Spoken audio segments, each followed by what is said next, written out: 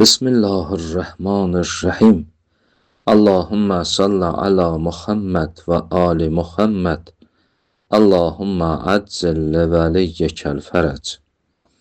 Məkasib kitabında qeybət bölümündən 57-ci dərsi oxuyuruq. Bəhsimizdə bu məsələdədir ki, qeybətə qulaq asmaq olar və yaxud olmaz. Dünənki dərsimizdə bu barədə bir rivayəti məna elədi mərhum Şeyx Murtəza Ənsari və gəldik çıxdıq bura. Lakinnəhu xilafəz zahir minər rivayə əla təqdiri qiraətil muqtabeyn bittəsniyyə və in kana huvəz zahir əla təqdiri qiraətihi bilcəm. Rivayətdə ki, muqtabeyn kəlməsi var. Mərhum şeyx buyurur ki, əgər o muqtabeyn kəlməsini təsniyyə oxusaq, onda bu rivayətin zahirinin xilafıdır. Yox, əgər muqtabeyn kəlməsini cəm oxusaq, onda bu deyilənlər rivayətin zahirindən çıxır. Bəs təsniyyə ilə cəm fərq elədi. Nəyə görə? Buyurur, əgər rivayəti cəm oxusaq, yəni muqtabeyn kəlməsini cəm oxusaq, onda burada qeybətə qulaq asan, qeybət eləyənin mənziləsindədir. Nazil bi mənziləyə qeybət eləyəndir. Əgər cəm olsa, onda bu sami, bu eşidən hansının mənziləsindədir? Bu olur mücməl, məcul, mücməl. Bəs buna görə də biz bilmirik ki, burada sami kimin mənziləsindədir? Hansı şəxsin mənziləsindədir? Bəs bu cəhətdən ona görə də bu rivayətin zahirini belə götürərik ki, əgər onlar haram iş görüblərsə, bu da haram iş görür. Əgər halal iş görüblərsə, bu da halal iş görür. Bu cəhətə görə mərhum şeyx buyurur, və in kana huvəz zahir əla təqdiri qiraətihi bilcəm. Amma təsniyə oxusaq isə, bu cür deyil. Bu formada olmadığı üçün rivayətin zahirinin xilafınadır. Bəs burada muqtabeyn kəlməsini təsniyə ilə cəm hansını oxusaq, bu fərqli olur. Və lakin buyurur ki, lakin hazət təqdir xilafuz zahir. Bu muqtabeyn kəlməsini cəm oxumaqlıq yenə də rivayətin zahirinin xilafınadır. Niyə? Və qəd təqəddəmə fi məsələti təşbib ənəhu izə şəkkəs sami fi husuli şərti hurmətihi minəl qail ləm yəhrum istimauhu fəraci. Qabaqki məsələlərin birində təşbib məsələsini oxuduq. Təşbib o idi ki, bir nəfər kişi bir nəfər qadına eşq izhar eləyə, ona şeir oxuya, ona sözlər deyə, bir nəfər naməhrəm kişi, naməhrəm qadına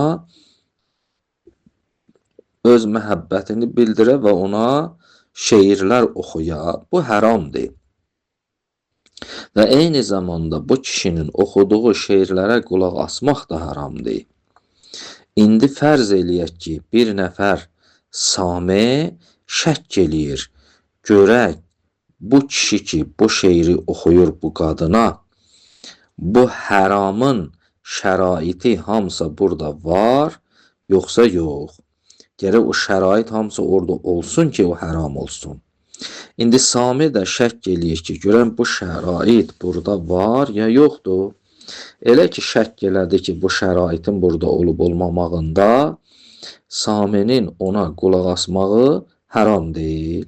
Əgər o şərtlər hamısı orada olsa, onda ona qulaq asmaq da haramdır. Əgər o şərtlər orada hamısı olmasa, Sami şək eləsə, onda onun ona qulaq asmağı haram deyil.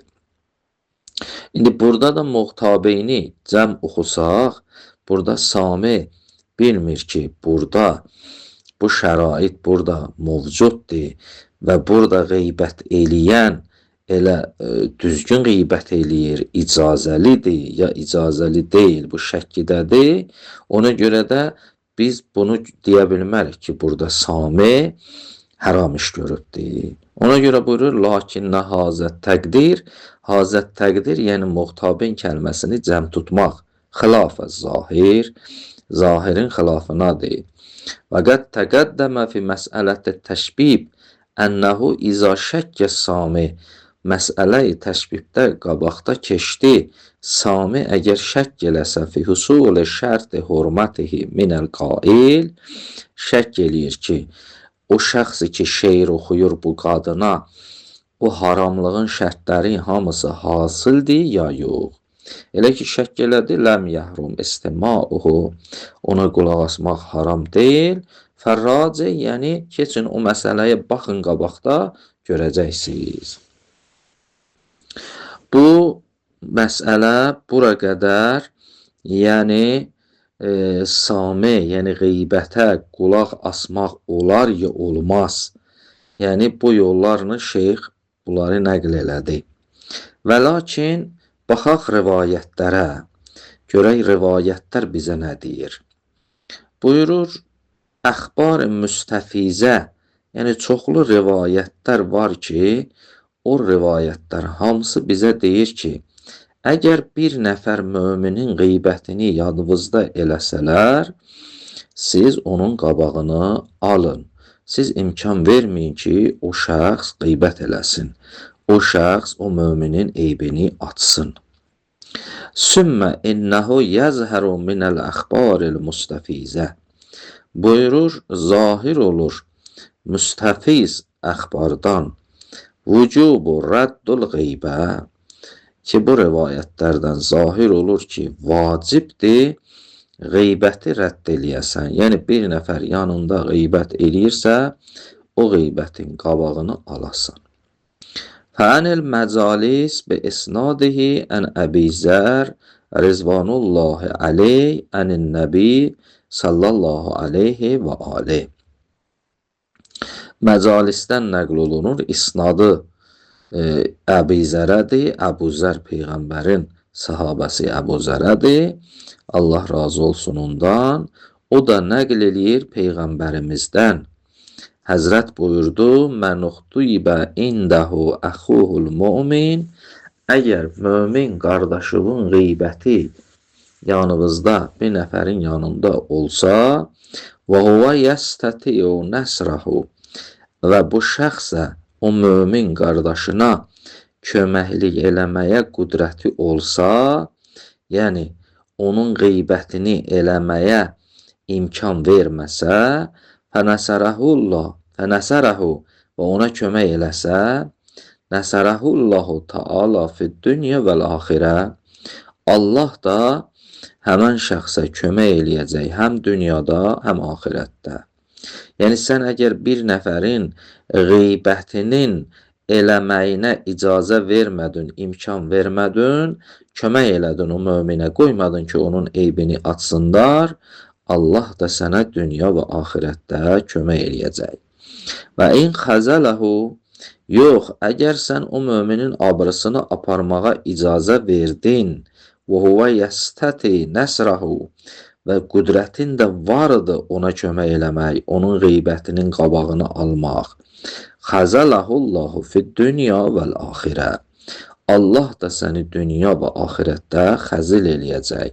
Allah da səni dünya və axirətdə, belə deyək, peşman eləyəcək, səni utancaq eləyəcək, sənə, belə deyək, sən o möminin abrısının almağına, qabağının abrısını aparmağın qabağını almağa qüdrətin ola almadınsa, Allah da sənin dünya və axirətdə abrını aparacaq.